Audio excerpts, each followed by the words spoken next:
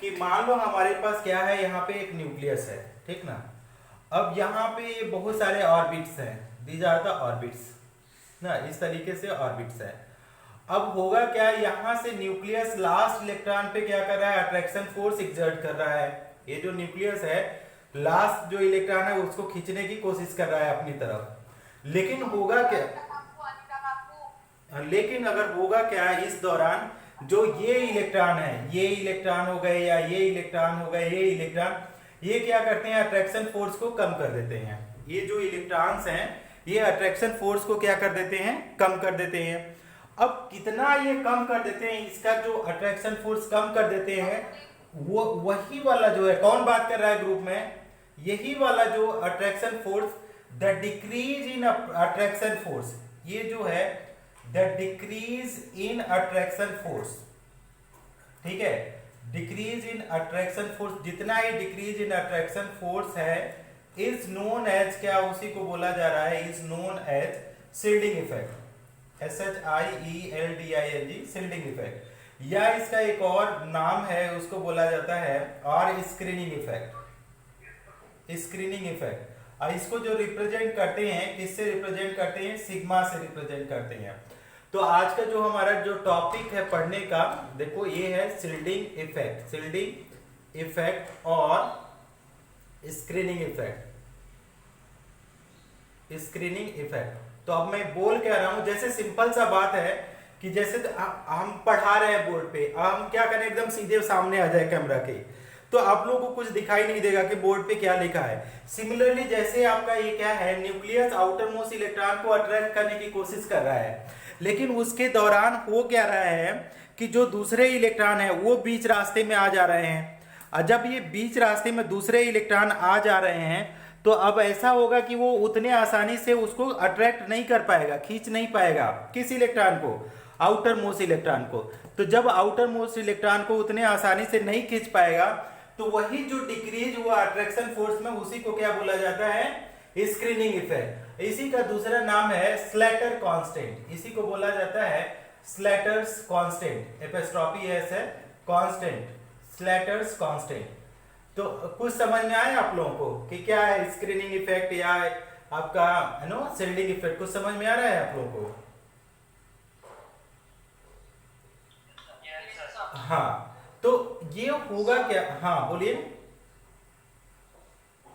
Sir अगर वो force of attraction कम होगा बाकी सब भी, तो लास्ट इलेक्ट्रॉन है फिर वो डिटैच हो जाएगा सर। कंप्लीटली नहीं, कम होगा, कंप्लीटली खत्म थोड़ी हो जाएगा, फोर्स ऑफ अट्रैक्शन जीरो थोड़ी हो जाएगा, मतलब कम होगा, जितना होना, मान लो इसी को तो करना है। अब देखो इसका कैलकुलेट कैसे करते हैं, Z effective is equal to, ये क्या होता है, जेड माइनस सिग्मा। अब यही स्लैटर्स रूल है, यही स्लैटर्स रूल है। अब देखो हो क्या रहा है कि ये तो आपका स्क्रीनिंग कांस्टेंट है, ध्यान से समझना तो समझ में आ जाएगा, ये तो स्क्रीनिंग कांस्टेंट है। और दूसरा है, ये क्या है, एटॉमिक नंबर है। अब एटॉमिक नंबर जो है वो कितना है, एटॉमिक नंबर मतलब आर, इसी को क्या बोलेंगे कि नंबर ऑफ प्रोटॉन, इसी को बोल सकते हैं नंबर ऑफ प्रोटॉन। और दूसरा है क्या है, ये वाला जो वैल्यू है जेड इफेक्टिव, इसको बोला जाता है कि effective nuclear charge, effective nuclear charge, effective nuclear charge. अब अगर कोई पूछा जाए कि what is effective nuclear charge, तो इफेक्टिव न्यूक्लियर चार्ज वो चार्ज है जो क्या करता है कि स्क्रीनिंग कांस्टेंट को हटाने के बाद मिलता है। अब इसी को थोड़ा सा एक स्क्रीनशॉट लो, तो थोड़ा सा और उसके लिए एक पॉइंट लिखना चाहते हैं। Take a screenshot students, take a screenshot. हाँ, तो अब यहाँ पे जो, हाँ आप लोग स्क्रीनशॉट ले लिए होंगे ऐसा मैं उम्मीद करता हूं। तो इफेक्टिव न्यूक्लियर चार्ज हुआ क्या, it is actual nuclear charge, it is actual nuclear charge. ये क्या है, it is actual nuclear charge, क्या है, it is actual nuclear charge which is experienced by, which is experienced by किसके द्वारा, which is experienced by outer most electron, ठीक। तो अब आपको पता चल गया होगा कि आपके जो आउटर मोस्ट इलेक्ट्रॉन है और न्यूक्लियस के बीच में कौन सा अट्रैक्शन फोर्स लगता है, कोई बताएगा कौन सा अट्रैक्शन फोर्स लगता है न्यूक्लियस और आउटर मोस्ट इलेक्ट्रॉन के बीच? एनीवन? कौन सा अट्रैक्शन फोर्स लगता है न्यूक्लियस और आउटर मोस्ट इलेक्ट्रॉन के बीच? ठीक, अब जो है न्यूक्लियर चार्ज है तो नंबर ऑफ प्रोटॉन से मतलब नहीं है कि कितना पॉजिटिव चार्ज है, किससे मतलब है? जेड इफेक्टिव से। तो इस चैप्टर में जो भी आप करेंगे जेड इफेक्टिव पढ़ेंगे। ठीक, तो आपका क्या हुआ? Z effective. अब यहाँ पे स्लैटर्स ने एक रूल दिया। स्लैटर्स ने क्या रूल दिया उसको हम पढ़ते हैं। इसको इरेज कर दूं, चलो इसको मान लो इसको बोला स्लैटर ने कि ये nth ऑर्बिट है, nth ऑर्बिट। फिर इसको बोला कि ये n-1 ऑर्बिट है। इसको बोला जो उसके भी नीचे आ जाओ तो n-2 ऑर्बिट है, और उससे भी नीचे आ जाओ तो ये कौन सा हो जाएगा? n-3 orbit. तो 3 ऑर्बिट का उन्होंने बताया। कौन कौन? कि लास्ट वाले को n बनेंगे, फिर उससे नीचे जाएंगे तो n-1 कर देंगे, उससे भी नीचे जाएंगे n-2, उससे भी नीचे जाएंगे तो n-3। अब मान लो अगर n की वैल्यू यहाँ पे 4 है, अगर n की वैल्यू 4 है तो n1 की वैल्यू अगर 4 है तो अगर n2 की वैल्यू निकालो, या दूसरे वाले से अगर फर्स्ट ऑर्बिट की बात करें, फर्स्ट की, तो फर्स्ट की अगर बात करो तो n है, तो सेकंड की क्या हो जाएगा? अगर सेकंड की बात करो, उल्टे ऑर्डर में चल रहे हैं सेकंड की, तो क्या हो? n-1, तो n की वैल्यू 4 है, 4 - 1 कर दो तो आपका कितना आ जाएगा? ये तो ये कौन सा ऑर्बिट हो गया? अगर ये फोर्थ है तो ये 3 होगा, ये 2 होगा, ये 1 होगा। बात समझ में आ रही है? अच्छा, अब इसके लिए स्लैटर्स ने बोला कि जो इसका स्क्रीनिंग कांस्टेंट होगा वो कितना होगा? 0.35 होगा। कितना हो जाएगा? 0.35। इसके लिए बोला कि हर इलेक्ट्रॉन कितना का पार्टिसिपेट करेगा? सिग्मा 0.85। और इसके बाद बोल दिया कि ये जो होंगे, ये वाला अंदर वाले, ये 1 करेगा और ये भी कितना करेगा? 1 करेगा। ठीक, अब इन्होंने बोला कि अब इस तरीके से बोला कि जो जितने भी इलेक्ट्रॉन है इसमें, उसमें क्या है? अगर लास्ट सेल में इलेक्ट्रॉन है वो कितने का पार्टिसिपेट करेगा? एक एक इलेक्ट्रॉन 0.35 सिग्मा, 0.85 सिग्मा, या 1 और 1। ये कब की बात किया जा रहा है? और हाँ हाँ बता, हाँ ये उन्होंने अपना वैल्यू दिया था, इंपेरिकल वैल्यू। उन्होंने बोला था कि ये जो वैल्यूज हैं ये इतना इतना अब मान लो एक इलेक्ट्रॉन इसके सामने आ गया, तो पूरे स्क्रीन का अगर मैं सामने आ जाऊं तो कितना, पूरी तरीके से अगर रोक देता हूं स्क्रीन को तो उसको बोला 1। अगर थोड़ा सा उन्होंने थोड़ा सा रोका है यहाँ के लास्ट सेल के इलेक्ट्रॉन, तो कितना इन्होंने देखा कि इन्होंने बताया कि ये 0.35 ही रोक पाते हैं स्क्रीन का, 0.35 part.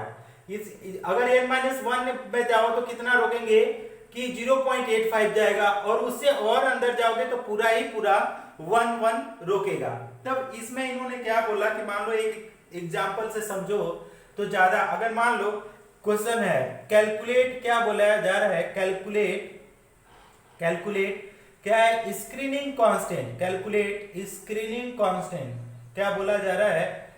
Calculate screening constants and क्या कर रहे हैं? And effective nuclear charge. Effective nuclear charge for, किसके लिए हम मान लेते हैं? For boron.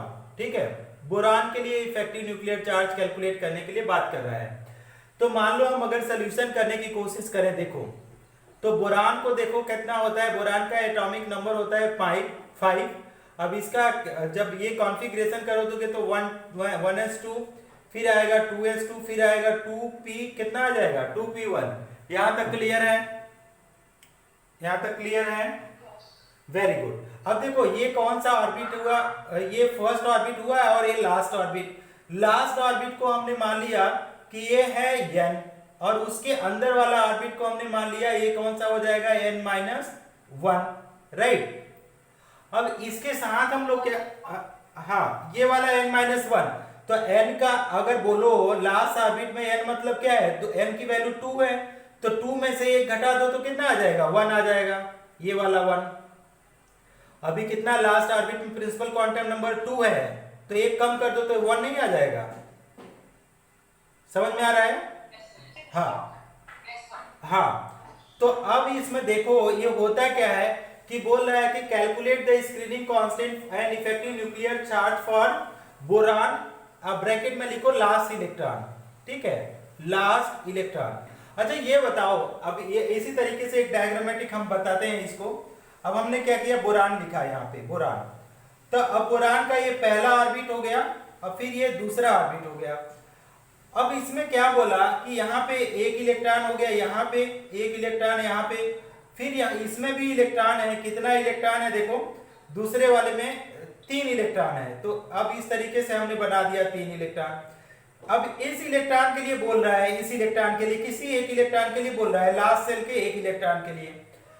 तो अगर लास्ट सेल के एक इलेक्ट्रॉन को कैलकुलेट करेंगे तो ये खुद को नहीं रोकेगा, खुद को स्क्रीन नहीं करेगा, अपने आप को देख लेगा। लेकिन ये बाकी के बचे जो 4 इलेक्ट्रॉन हैं, वो चारों क्या करेंगे, स्क्रीनिंग इफेक्ट का काम करेंगे। चारों जो हैं वो किसका काम करेंगे, स्क्रीनिंग इफेक्ट का काम करेंगे। एडविट, मनमीत कौर, ये आप लोगों का भैया बात मत किया करो ग्रुप में। तो ये क्या किया, ये तीन ये जो है 4 जो इलेक्ट्रॉन है, ये क्या करेंगे बेटा देखो, तो स्क्रीनिंग इफेक्ट का काम करेंगे। लेकिन ये नहीं, खुद नहीं करेगा। जिसके लिए कैलकुलेट करेंगे वो अपने आप को स्क्रीन नहीं करेगा, लेकिन अदर लोग, बोलो, सेम ऑर्बिट वाले भी करेंगे क्या? हाँ सेम ऑर्बिट वाले भी कम करेंगे ना। अट्रैक्शन फोर्स तो बेटा फिक्स है ना, कितना अट्रैक्शन डालेगा, लेकिन सेम ऑर्बिट वाले भी करेंगे। लेकिन क्या बोल रहा है, अट्रैक्शन फोर्स आपका क्या होगा, कम हो जाएगा उसमें, उस केस में। अच्छा उसके लिए देखो, उसके लिए रीजन है। रीजन ये है कि ये वाले s ऑर्बिटल हैं, ये इसमें रिप्रेजेंट ऑर्बिट में किया जा रहा है, ऑर्बिटल में थोड़ी कर रहे हैं। तो ये s है, s के बाद p आता है, तो ये भी तो करेगा ना। ये वाला एनर्जी लेवल इसका कम है, तो ये भी करेगा। तो अगर मान लो हमने सिग्मा निकाला, सिग्मा, तो सिग्मा क्या बोल रहा है कि आपको क्या बोला कि n इंटू n, अगर n इलेक्ट्रॉन करो तो 0.35 का रोल करेगा। n इंटू कितना, 0.35। इसके बाद क्या बोला जा रहा है कि n-1 अगर करो तो कितने का करेगा, 0.85 का करेगा। समझ में आ रहा है ये वाला? क्लियर है स्टूडेंट थोड़ा बहुत? हाँ, तो अब बताओ कि ये n इलेक्ट्रॉन, n मतलब लास्ट इलेक्ट्रॉन, अब लास्ट, n मतलब क्या है, ये लास्ट ऑर्बिट, ये क्या है, लास्ट ऑर्बिट, ठीक है। n-1 before last, before last से एक पहले, बिफोर लास्ट, ओके।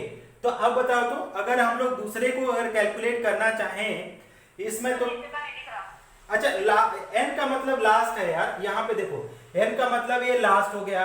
अच्छा ये n का मतलब, और n-1 का लास्ट से पहले वाला, बिफोर लास्ट, बिफोर लास्ट। तो देखो अब लास्ट के लिए कितना है, 0.35, और लास्ट से एक पहले के लिए कितना है, 0.85। बात समझ में आ रहा है? तो अगर हम लोग लास्ट सेल में पूछा जाए कितने इलेक्ट्रॉन है, बताओ तो लास्ट सेल में कितने इलेक्ट्रॉन है। तो यहां पे देखो कितने, 1 2 3, लेकिन ये तीसरा वाला खुद को स्क्रीन नहीं करेगा, तो कितना लिखेंगे, 2 इलेक्ट्रॉन, 2 को मल्टीप्लाई करेंगे 0.35, प्लस n-1 में देखो कितने इलेक्ट्रॉन है अंदर वाले सेल में, बोलो जल्दी, 2 इंटू 0.85। अब इसको मल्टीप्लाई करोगे तो 0.7 आएगा, और इसको 2 5 जा 2 10, 2 8 जा 16, 117, तो ये कितना आ जाएगा, 1.7। तो अब हमारे पास कितना आ गया, इसको 2.4 आएगा, 2.40। तो सिग्मा की वैल्यू आपने कैलकुलेट कर दिया, ठीक है, सिग्मा की वैल्यू कैलकुलेट हुआ। अब हमको कैलकुलेट क्या करना है कि इफेक्टिव न्यूक्लियर, एक चीज तो कैलकुलेट हो गया। दूसरा पोर्शन अगर हम लोग इसी क्वेश्चन में करने की कोशिश करें तो आपका ये वाला फार्मूला अप्लाई कर देंगे। कौन वाला, ये ऊपर वाला फार्मूला। तो जेड इफेक्टिव के लिए देखो हम लोग क्या लिख सकते हैं इस वाले फार्मूला में कि जेड इफेक्टिव मतलब, Z effective is equal to Z effective, तो जेड की वैल्यू कितना है, जेड का मतलब एटॉमिक नंबर ऑफ बोरान कितना है, 5। तो 5 माइनस 2 पॉइंट कितना हो जाएगा, 40, तो कितना आ जाएगा, ये 2.6। सर जेड इफेक्टिव कितना आएगा, 2.6। अब देखो अगर मान लो स्क्रीनिंग इफेक्ट नहीं होता तो उसका अट्रैक्शन फोर्स 5 होता है ना, अट्रैक्शन फोर्स कितना होता, 5। लेकिन अब हुआ क्या, स्क्रीनिंग इफेक्ट जो अंदर के इलेक्ट्रॉन स्क्रीन कर दिए, कितना स्क्रीन किए, 5 में से 2.4 तो उन्होंने रोक लिया, तो बचा कितना, जेड इफेक्टिव 2.4, इतना अट्रैक्शन फोर्स बाहरी इलेक्ट्रॉन पे लगेगा। लेकिन अगर बोला जाए कि अंदर वाला ऑर्बिटल बोला है, इस पे बोला जाए कि फर्स्ट ऑर्बिट में, तो कितना हो जाएगा, सीधे 5 का 5 लगेगा। समझ में आया बात आप लोगों को? नहीं समझ में, नहीं समझ में आया? बोलिए। अगर यही सिग्मा की वैल्यू हाइड्रोजन और हीलियम के लिए फाइंड करनी हो तो? हाइड्रोजन हीलियम के लिए तो 0 होता है वो जेड। चलो आ जाए, एक स्क्रीनशॉट लो, फिर बताते हैं। स्क्रीनशॉट लो। एक ग्रुप में मैंने वीडियो डाला था कल, कुछ लोगों ने पूछा था, तो उसमें देखना, उसमें ज्यादा बताया हूँ हाइड्रोजन हीलियम का।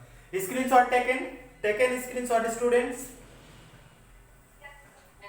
चलो देखो इसमें है क्या कि इसमें करते कितना है, सिंगल इलेक्ट्रॉन स्पीसीज के लिए और डबल इलेक्ट्रॉन स्पीसीज के लिए भी इन्होंने दिया है कि सिंगल अगर इलेक्ट्रॉन है तो अपने आप में तो खुद को स्क्रीन नहीं करता है। जब भी अगर एक इलेक्ट्रॉन है तो खुद को स्क्रीनिंग इफेक्ट का काम नहीं करेगा। तो किसको स्क्रीन कर सकता है? वो अगर 2 इलेक्ट्रॉन है तभी स्क्रीनिंग का काम करेंगे, अगर एक इलेक्ट्रॉन है तो स्क्रीनिंग का काम नहीं करेंगे। तो मान लो द सिग्मा, अब हम ऐसे लिख देते हैं कि screening effect for uni electron species और सिंगल इलेक्ट्रॉन स्पीसीज। तो आप लोग लिख देते हैं, देखो स्क्रीनिंग इफेक्ट फॉर, अच्छा क्वेश्चन किसी ने पूछा, screening effect for single electron species, single electron species. तो इसके लिए कैसे कैलकुलेट करते हैं? तो तो सिंगल इलेक्ट्रॉन स्पीसीज के लिए हम लोग देखो कैसे कैलकुलेट कर सकते हैं ना। तो यहाँ पे बोला जाता है, यहाँ पे एग्जांपल में अगर बोला जाए, एग्जांपल में कि हाइड्रोजन को करो, या हीलियम प्लस को ले लो, या लिथियम 2 प्लस को ले लो, या बेरिलियम 3 प्लस को ले लो, ठीक। तो इन सब में अगर देखा जाए 1 है, ये 2 है, ये 3 है, ये 4 है, सबके पास अगर नंबर ऑफ इलेक्ट्रॉन लिखो, नंबर ऑफ इलेक्ट्रॉन, तो कितना हो जाएगा 1 है। इसके पास कितना है, नंबर ऑफ इलेक्ट्रॉन निकालो तो कितना आ जाएगा 2, एक पॉजिटिव चार्ज, तो कितना आ जाएगा 1 इलेक्ट्रॉन, इसमें भी 1 इलेक्ट्रॉन। इसमें देखो नंबर ऑफ इलेक्ट्रॉन निकालो, नंबर ऑफ इलेक्ट्रॉन, तो देखो कितना आ जाएगा 3 - 2 पॉजिटिव चार्ज, तो ये 1 इलेक्ट्रॉन आएगा। तो हर जगह कितना आ रहा है 1 इलेक्ट्रॉन। अगर बेरिलियम की बात करो, नंबर 1 ही आएगा, तो 4 - 3 तो 1 इलेक्ट्रॉन आएगा। अब ये क्या बोला जाता है कि अभी जैसे हमने बताया था कि last electron the screening effect, ऐसे भी लिख सकते हो, द स्क्रीनिंग इफेक्ट 0 आएगा। बात समझ में आ रहा है? तो ये बोला जाता है कि आप तो स्क्रीनिंग इफेक्ट 0 आ जाएगा, सिग्मा = 0, या for single electron species sigma = 0। So therefore क्या हो जाएगा, देयरफॉर ना जेड इफेक्टिव अगर कैलकुलेट करो, जेड इफेक्टिव, तो जेड इफेक्टिव इक्वल टू क्या होता है, जेड माइनस सिग्मा होता है। तो सिग्मा = 0। अब यहाँ पे हम लिख सकते हैं सिंस सिग्मा = 0 फॉर किसके लिए, for single electron, for single electron species के लिए क्या हो जाता है, 0 हो जाता है। तो जेड इफेक्टिव किसके बराबर हो जाता है, जेड इफेक्टिव किसके बराबर, जेड के बराबर हो जाएगा, हाँ, नंबर ऑफ प्रोटॉन। तो अगर इसी क्वेश्चन में अगर लिखना चाहें, इसके लिए अगर जेड इफेक्टिव आपसे पूछा जाए कि कितना हो जाएगा जेड इफेक्टिव, तो इसके लिए 1 हो जाएगा। इसके लिए अगर जेड इफेक्टिव पूछोगे तो इसके लिए 2, और इसके लिए अगर जेड इफेक्टिव अगर लिखो तो ये 3, और इसके लिए जेड इफेक्टिव कितना हो जाएगा, ये हो जाएगा 4। समझ में आ गया आप लोगों को ये बात?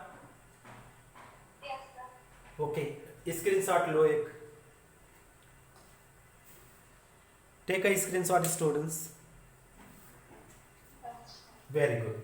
तो अब दूसरा जो पॉइंट हम लोग लिखते हैं इसका कि, और बहुत सारे क्वेश्चंस हैं, वो सब देख लेना है ना।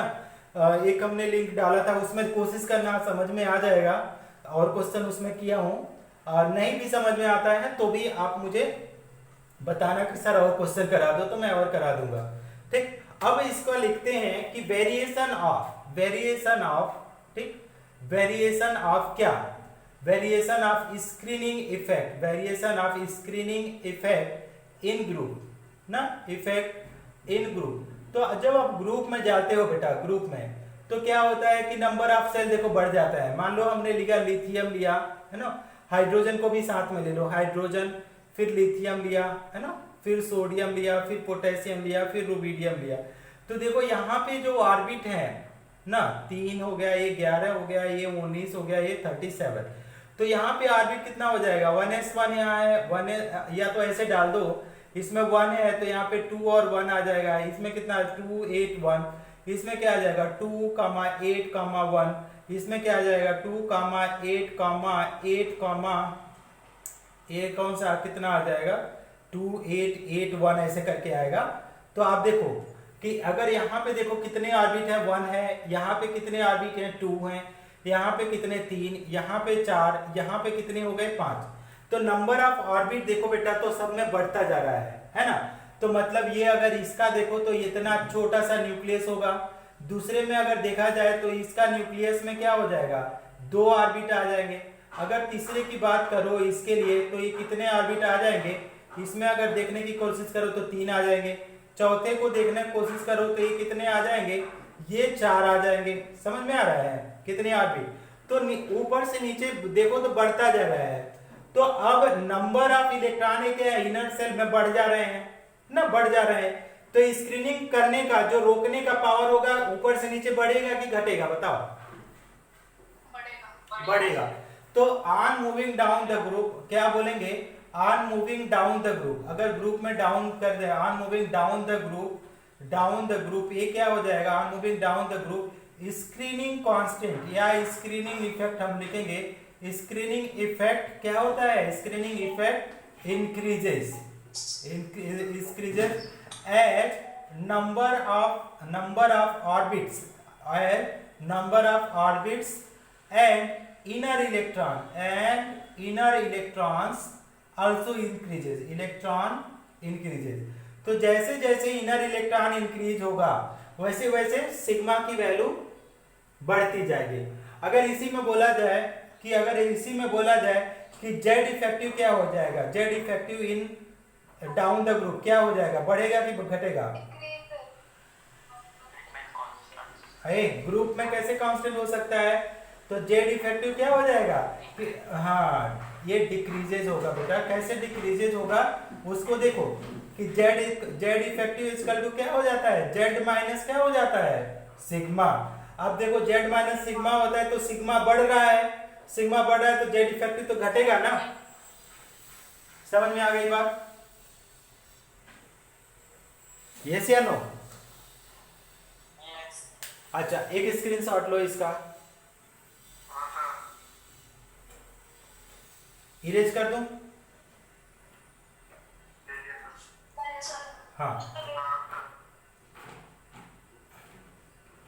नेक्स्ट हमारा जो हेडिंग है वो क्या है, variation of screening effect in period में देखते हैं कि पीरियड में क्या होता है।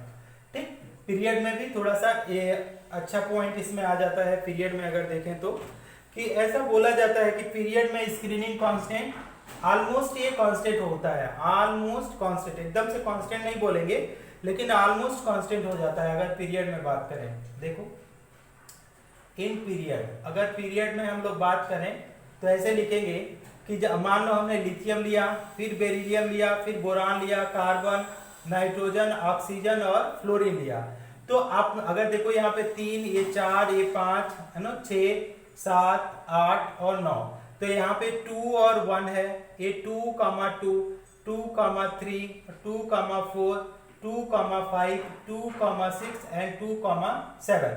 तो अगर ऑर्बिट को देखो बेटा तो ऑर्बिट्स कितना आएगा, ये ऑर्बिट्स कितने आ जाए, इसमें 2 भी है, सब में 2 है, सब में 2 है ना, सब में 2। समझ में आ रहा है?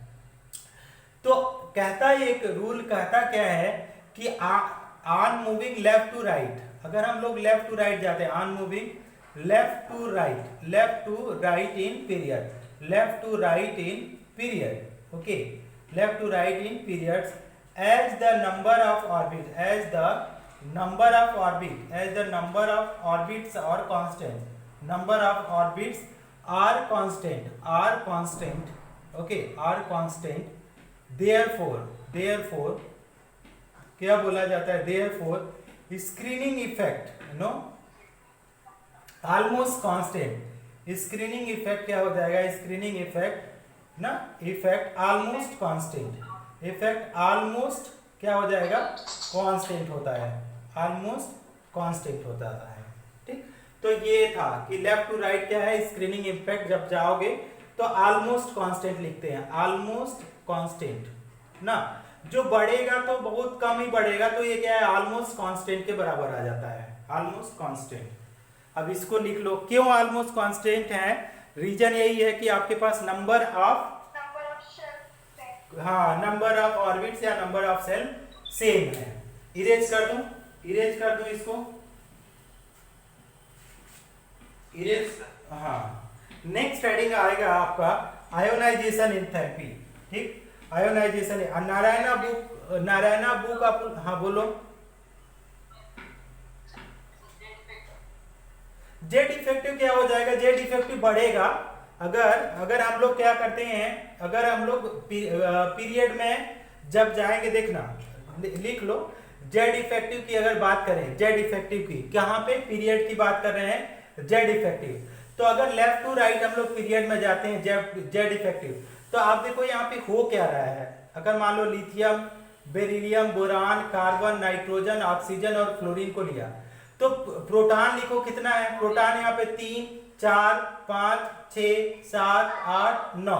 अगर सिग्मा की वैल्यू देखो तो सिग्मा सबके लिए मान लो कि 0 0 लिख दो, तो 0 0 लिख दो, मतलब कांस्टेंट है सबके लिए, जीरो तो नहीं होगा, मतलब ये क्या है, सिग्मा क्या है, कांस्टेंट है, सबके लिए सेम है, कांस्टेंट है।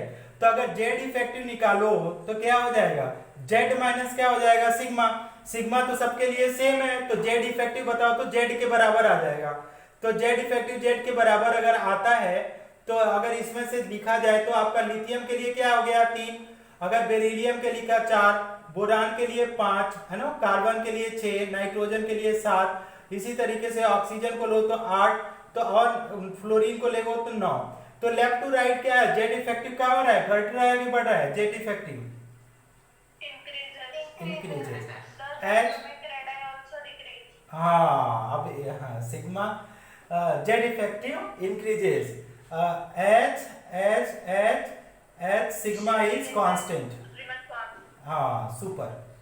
ठीक, अच्छा इसको भी ले लो, हाँ ओके ओके ओके, अब तो आपको समझ में आ ही जाएगा, सब आप समझा सकते हो। इसको हटा दूं, हटा दूं, हाँ। नेक्स्ट है लिखो एटॉमिक रेडिया, हम लोग पढ़ चुके हैं, एटॉमिक रेडिया अभी नहीं पढ़ा रहे हैं, हम लोग पढ़ने जा रहे हैं दूसरा वाला फैक्टर। दूसरा वाला फैक्टर अभी क्या पढ़ेंगे, आयोनाइजेशन एंथैल्पी। नेक्स्ट जो हेडिंग आएगा वो आएगा आपका आयोनाइजेशन एंथैल्पी। देखो आयोनाइजेशन एंथैल्पी, आयोनाइजेशन एंथैल्पी, ठीक, और इसी को बोला जाता है आयोनाइजेशन पोटेंशियल, आयोनाइजेशन पोटेंशियल। क्या क्या क्या बताया तो था, जेड इफेक्टिव बताया था, घटता है बताया था, ग्रुप में बताया था, देखो स्क्रीनशॉट में देखो, आयनाइजेशन एंथैल्पी और आयनाइजेशन पोटेंशियल और ionization enthalpy, ionization energy, ionization energy, ionization energy. तो ये होता क्या है, देखो 3-4 नेम है। पहला तो क्या होता है, इसको समझ लो कि मान लो कोई एटम है, ठीक, अब वो एटम कैसा होना चाहिए, गैसियस एटम होना चाहिए। तो पहला कंडीशन इसमें क्या है कि आपका गैसियस होना चाहिए, गैसियस एटम, ठीक। दूसरा कैसा होना चाहिए, आइसोलेटेड होना चाहिए, आइसोलेटेड, आइसोलेटेड मतलब क्या होता है, सिंगल होना चाहिए, ऐसा नहीं कि बॉन्ड के फॉर्म में हो, ठीक, हाँ एलोन होना चाहिए, सुपर। तो देखो इसमें होता क्या है कि the amount of energy, the amount of energy, amount of energy क्या बोला जा रहा है, amount of energy required, okay, amount of energy required to remove ना, the amount of energy required to remove an outermost electron, an outermost electron from an isolated and from an isolated gaseous atom, isolated gaseous atom is known as, इसको क्या बोला जाता है, is known as ionization energy, ionization name आपका बहुत सारे हैं, उसको ध्यान देना, आयोनाइजेशन एनर्जी। ओके, अब इसमें देखो, ठीक है, तो क्या लिखे, the amount of energy required to remove, तो इस वाले को क्या किया, एक हमने क्या दिया, एनर्जी दिया, कौन सा एनर्जी दिया, Ie, Ie का मतलब ये हुआ आयोनाइजेशन एनर्जी, या इसी को अगर दूसरे फॉर्म में लिखो, आर इसी को भी लिख सकते हैं Ip, ठीक है, तो आयोनाइजेशन पोटेंशियल। तो जब आप इसको एनर्जी दे रहे हैं तो इसमें क्या होगा कि जो मेटल है ये गैसियस तो रहेगा, लेकिन इसमें से एक इलेक्ट्रॉन निकल जाएगा। तो ये जो प्रोसेस, इलेक्ट्रॉन को निकालने की जो प्रोसेस है, that is what is known as ionization potential या आयोनाइजेशन एनर्जी। कुछ सवाल लगा आप लोगों को स्टूडेंट्स?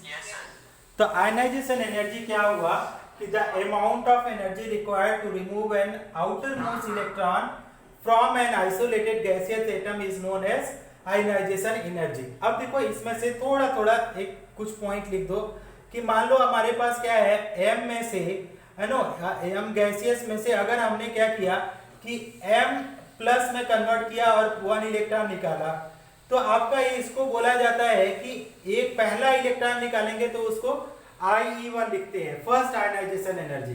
ठीक, अब इसी में से क्या करो कि M पॉजिटिव ले लो, M पॉजिटिव ये वाला, और इसमें क्या करो और एनर्जी डाल दो, कौन सा एनर्जी डालो, Ie2, थोड़ा बढ़ा के एनर्जी, तो आपका क्या बन जाएगा, Mg, है ना, M2 प्लस, ये क्या बन जाएगा, M2 प्लस, है ना, ये भी गैसियस फॉर्म है, प्लस 2, है ना, प्लस 1 इलेक्ट्रॉन और निकलेगा, तो इसको बोलेंगे second Ie, second ionization energy. अगर इसी को हमने क्या लिया कि M को 2 प्लस में लो, M2 प्लस, और ये गैसियस हो, और यहां से इलेक्ट्रॉन निकालो, तो अब ये नो Ie3 एनर्जी 2, तो ये क्या बन जाएगा, M3 प्लस बनेगा, और यहाँ पे गैसियस हो जाएगा प्लस 1 इलेक्ट्रॉन माइनस।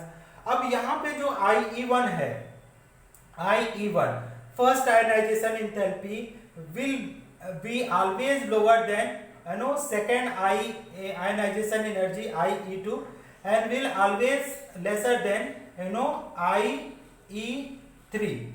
so ये क्या हो गया, ये वैल्यू इंक्रीजिंग ऑर्डर ऑफ, ये क्या हो गया, increasing order of Ie, increasing order of क्या हो जाएगा, increasing order of ionization enthalpy, ionization क्या हो जाएगा, एंथैल्पी,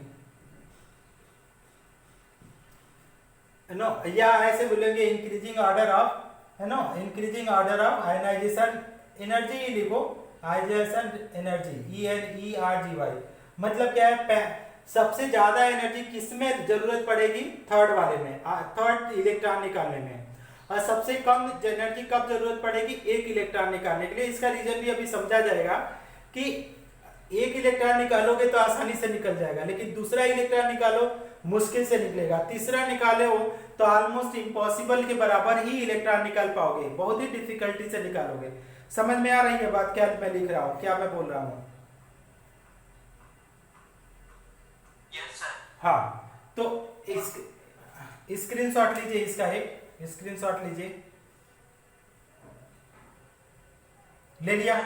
हाँ, देखो अभी यहाँ पे आप लोग ये पूछ सकते हो कि सर ऐसा क्यों कि पहला, दूसरा, तीसरे में तीनों में डिफरेंस क्यों आ रहा है, ठीक ना।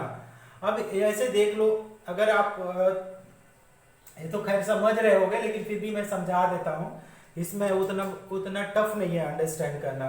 कुछ टॉपिक ऐसा है स्टूडेंट जानते हो, कुछ टॉपिक आप टीचर से बस सुन लो, और सुनने के बाद भी अगर पढ़ोगे तो समझ में आएगा। कुछ टॉपिक ऐसे हैं, अब अगर मतलब सुनने के बाद अगर आप थोड़ा सा एफर्ट लगाओगे तो समझ में आएगा। अगर एफर्ट मत लगाओ तो टीचर कितना भी चिल्लाता रह जाए, आप पढ़ो ही मत, जाकर के बुक मत ओपन करो, नोट्स मत देखो, तो कुछ समझ में नहीं आएगा। तो पहला चीज तो ये है कि आपके दिमाग में ऐसा अपना दिमाग बनाओ कि टीचर को सुन करके या टीचर की आवाज को सुन करके आप अगर उसी चीज को बुक में ढूंढने की कोशिश करोगे, बुक से पढ़ने की कोशिश करोगे, समझ में आएगा, है ना। ऐसा ना हो कि टीचर ने एक कान से बोला आपको, दूसरे कान से आपने निकाल दिया, नहीं।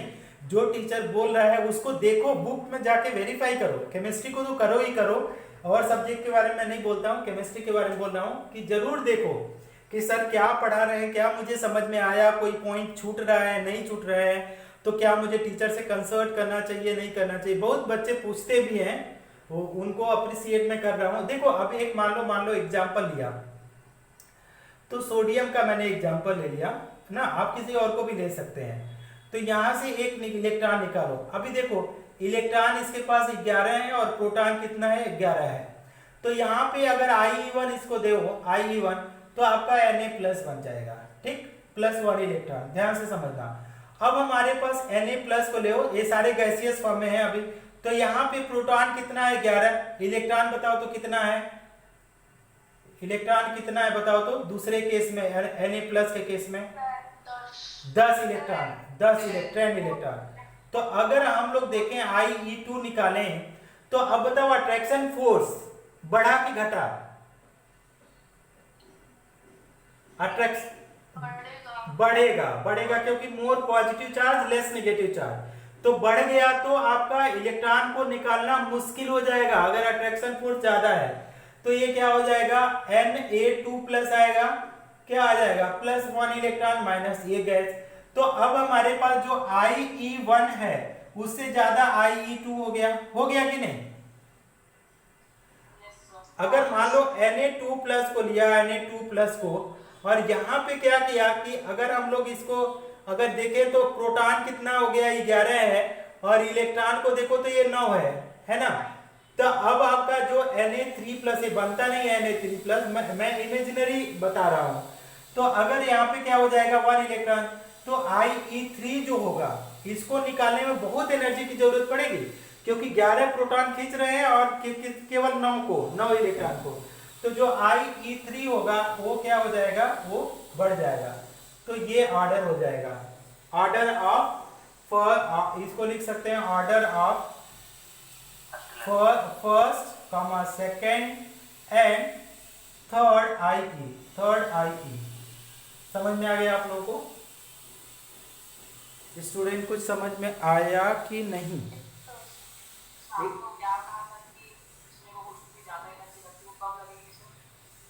वो जब स्टेबल कॉन्फ़िगरेशन आ जाएगा ना, किसी का अगर नोट लिख लो, नोट पढ़ोगे तो समझ में आएगा। देखो केमिस्ट्री में इतने चीजें हैं कि कितना भी पढ़ाओ कम पड़ जाएगा, दिन भर में पढ़ाओ तो भी कम पड़ जाएगा। तो आपको अपने से भी पढ़ना है कुछ चीजों को, है ना।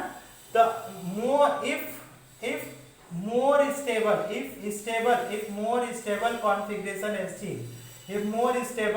configuration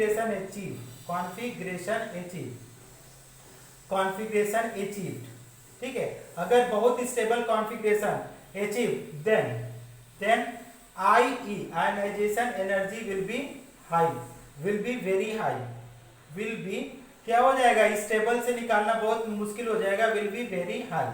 ये हो गया, समझ में आया। अगर स्टेबल कॉन्फ़िगरेशन किसी का है तो उसमें एनर्जी को, इलेक्ट्रॉन को निकालना मुश्किल होगा। अभी इसके ऊपर करेंगे, एक क्वेश्चन करेंगे, इसको एक स्क्रीनशॉट लो और मैं दूसरा पढ़ाता हूँ। स्क्रीनशॉट लो, इरेज करो।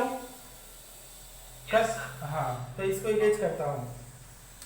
अब हम लोग क्या करते हैं, वेरिएशन इन पीरियड पढ़ते हैं, variation of ionization enthalpy in period, कि जब आप पीरियड में जब लेफ्ट टू राइट जाएंगे तो आयनाइजेशन एंथैल्पी के ऊपर क्या प्रभाव पड़ेगा। तो देखो variation of IE ionization enthalpy in period, ठीक।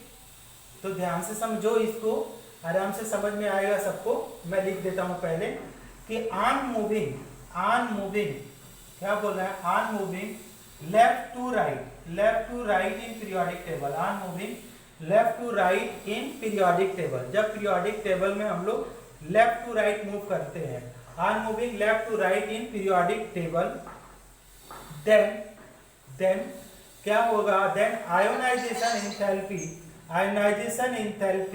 इंक्रीजेस। देखो लेकिन इसमें कुछ पॉइंट है, एंथैल्पी इंक्रीजेस with few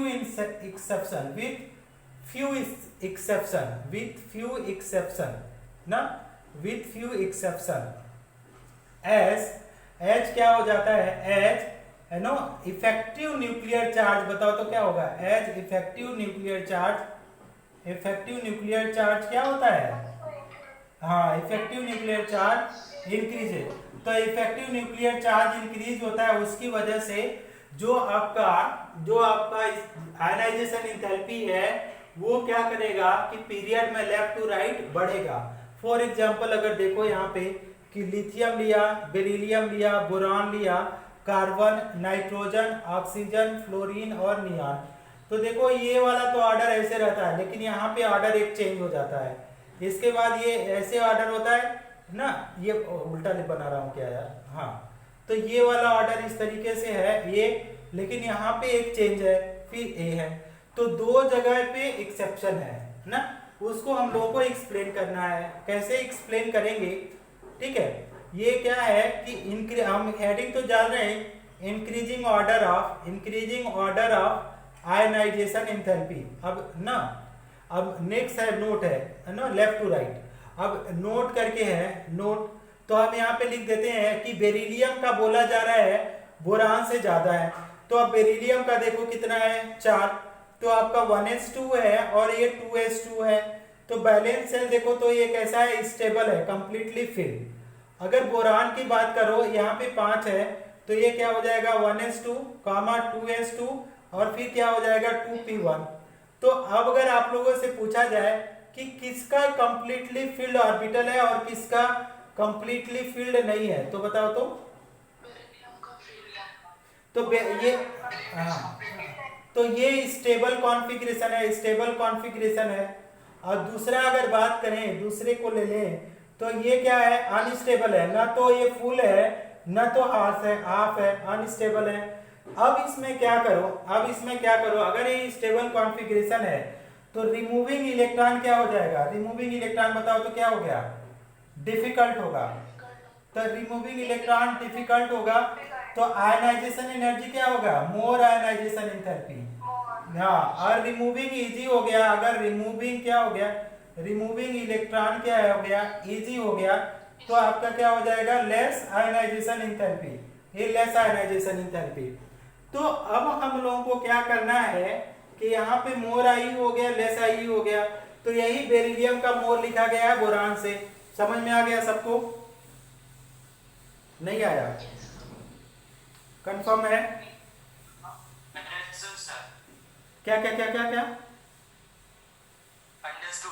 हाँ, एक स्क्रीनशॉट लो तो फिर सुपर, एक स्क्रीनशॉट लो तो इसको बताते हैं, ये नाइट्रोजन ऑक्सीजन का एक स्क्रीनशॉट आप लोग लो तो नाइट्रोजन ऑक्सीजन का बताओ, हटा दो इसको। हाँ, वेरी गुड। अगर मान लो हमने क्या किया, नाइट्रोजन और ऑक्सीजन का दिया दूसरा एग्जांपल कि ऐसा कैसे होता है, तो देखो अगर लिखना की कोशिश करो तो देखो कि किसका आएगा। अगर नाइट्रोजन और ऑक्सीजन को लो तो नाइट्रोजन का 7 होता है, ऑक्सीजन का 8 होता है। कॉन्फ़िगरेशन देखो तो 1s2, 2s2 और 2p3। अब 2p3 देखो ये क्या है, ये स्टेबल हाफ फिल है, तो ये क्या है, ये स्टेबल हाफ फिल हुआ, स्टेबल ये क्या है हाफ फिल। तो स्टेबल हाफ फिल हुआ तो रिमूव करना डिफिकल्ट होगा। ऑक्सीजन का देखो ये 1s2 हुआ, 2s2 हुआ और ये कितना हो गया 2p4। अब जब इसको आप बनाने की कोशिश करो तो क्या हो गया 1 2 3 और ये 4। तो ये देखो ना तो हाफ फिल है ना तो ये क्या है फुल फिल है ना। तो ये क्या हो गया कि ये नाइदर क्या हो गया, नाइदर ये क्या हो गया हाफ फिल हो गया, हाफ नॉर क्या है नॉर फुल है। तो अगर ये क्या है तो फिर मतलब ये क्या हो गया अनस्टेबल हो गया। अब ये यहां से रिमूविंग डिफिकल्ट हो गया, यहाँ पे रिमूविंग इलेक्ट्रॉन क्या हो गया डिफिकल्ट हो गया। समझ में आ गया, रिमूविंग इलेक्ट्रॉन डिफिकल्ट, यहाँ पे क्या हो गया रिमूविंग इलेक्ट्रॉन क्या हो गया रिमूविंग इलेक्ट्रॉन इजी। तो डिफिकल्ट हो गया तो मतलब क्या हो गया मोर आई, और ये क्या हो जाएगा लेस आई। समझ में आ गई बात, मोर आई और लेस आई। नहीं समझ में आ रहा है आप लोगों को? ओके, अब इसका एक स्क्रीनशॉट लो तो हम लोग इसका ग्रुप में पढ़ते हैं कि आयनाइजेशन एंथैल्पी ग्रुप में कैसे वेरी करती है। इरेज कर दूं बेटा? Okay, very good. बहुत अच्छा लग रहा है कि आप लोग कोशिश कर रहे हो समझने का, थोड़ा थोड़ा बुक का देखना है ना।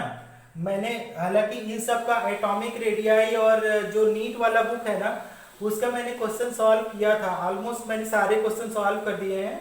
कुछ कुछ क्वेश्चन अपलोड करना है, कुछ क्वेश्चन मैंने अपलोड किया था। तो उस क्वेश्चन को देखोगे, जो क्वेश्चन नहीं समझ में आ रहा है आप लोग उसको देखना ना लिंक में, तो आपको समझ में आएगा कि हाँ इसका क्या आंसर है। सारे क्वेश्चन मैंने अपलोड किया है, जो नीट वाला बुक है। जेई का जब टाइम मिलेगा तो करूंगा। तो आप किसी तरीके से सारी चीज आपको, सारे कॉन्सेप्ट आने चाहिए। कहने का मतलब ये है कि ऐसा ना हो कि कोई चीज आप भूल जा रहे हैं और जो लोग पढ़ रहे हैं वो आगे बढ़ जाएंगे, जो मिस कर दे रहे हैं क्वेश्चन को वो पीछे हट जाएंगे। Variation of I E in group. ठीक, अब देखो कि होता क्या है कि अगर आप लोग देखो कि लिथियम से, अगर लिथियम हो गया, सोडियम हो गया, पोटेशियम हो गया, रुबिडियम हो गया, सीजियम हो गया, तो यहाँ पे अगर ऑर्बिट की बात करो तो यहाँ पे 2 है, यहाँ पे 3 है, यहाँ पे 4 है, यहाँ पे 5 है और यहाँ पे 6। कहने का मतलब इसका साइज कुछ इतना बड़ा है, तो इसका साइज अगर देखोगे तो इतना बड़ा हो जाएगा। ठीक, अब इसका देखोगे तो इसका साइज और बढ़ जाएगा इस तरीके से। इसका साइज तो पूछो ही मत कितना बढ़ जाएगा इस तरीके से। तो ऊपर से नीचे क्या हो रहा है, साइज इंक्रीज हो रहा है। साइज इंक्रीज हो गया, दैट इज क्या हो गया, अट्रैक्शन क्या हो गया। अगर अट्रैक्शन की बात करें, अट्रैक्शन क्या हो गया, डिक्रीज हो गया। तो अट्रैक्शन डिक्रीज हो गया तो रिमूविंग इलेक्ट्रॉन क्या हो जाएगा, रिमूविंग इलेक्ट्रॉन इजी हो गया। तो रिमूविंग इलेक्ट्रॉन इजी हो गया। तो अगर आयनाइजेशन एनर्जी क्या हो गया, आयनाइजेशन एनर्जी विल क्या हो गया, इंक्रीज और डिक्रीज, डिक्रीजेस। समझ में आ गया, समझ में आ गया कि डिटेल करने की जरूरत है।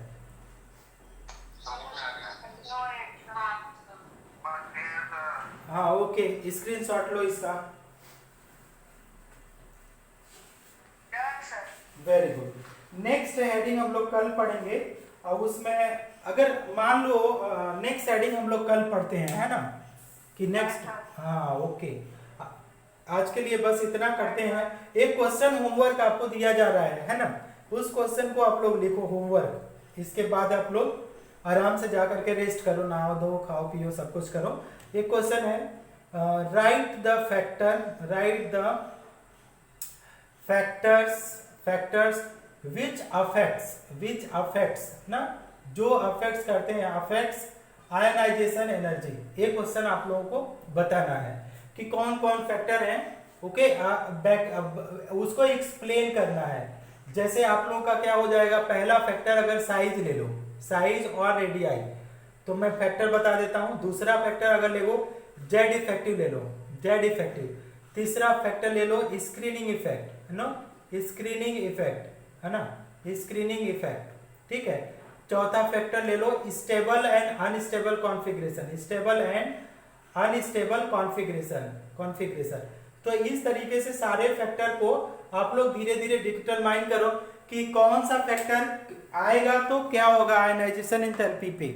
समझ में आ गया सबको? Yes sir. Yes, sir.